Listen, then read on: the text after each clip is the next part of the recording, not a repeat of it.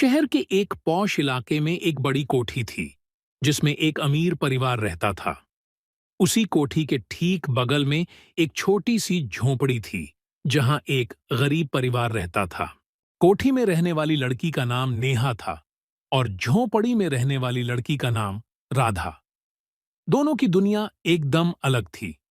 नेहा के पास महंगे खिलौने, अच्छे कपड़े और स्वादिष्ट खाने की कोई कमी नहीं थी, जबकि राधा को नए कपड़ों और भरपेट खाने के लिए भी तरसना पड़ता था।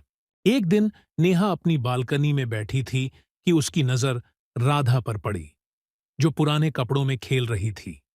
उसके पास कोई खिलौना नहीं था, लेकिन फिर भी वह मिट्टी से गुड़िया बना रही थी और उनसे बातें कर रही थी।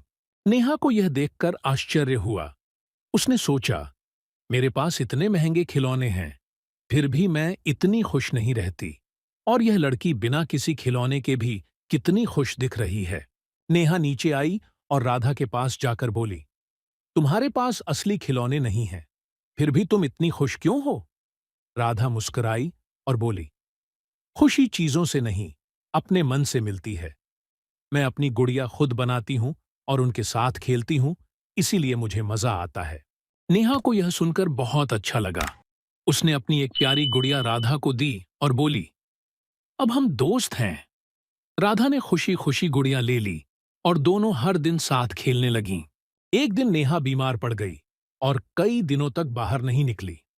राधा को जब पता चला तो उसने अपने छोटे से घर में बनी तुलसी और अदरक की चाय बनाई और नेहा के घर ले गई।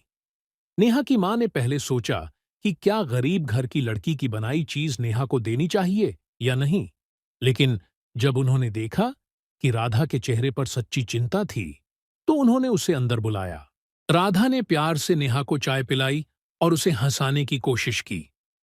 कुछ ही दिनों में नेहा ठीक हो गई। अब उनकी दोस्ती और भी गहरी हो गई थी। नेहा ने राधा को पढ़ाना शुरू कर दिया और राधा ने नेहा को सिखाया कि सादगी और छोटी छोटी खुशियों में असली आनंद होता है। धीरे धीरे नेहा के परिवार को भी एहसास हुआ कि अमीरी गरीबी से दोस्ती नहीं देखी जाती, बल्कि दिल की सच्चाई और भावनाएं देखी जाती हैं।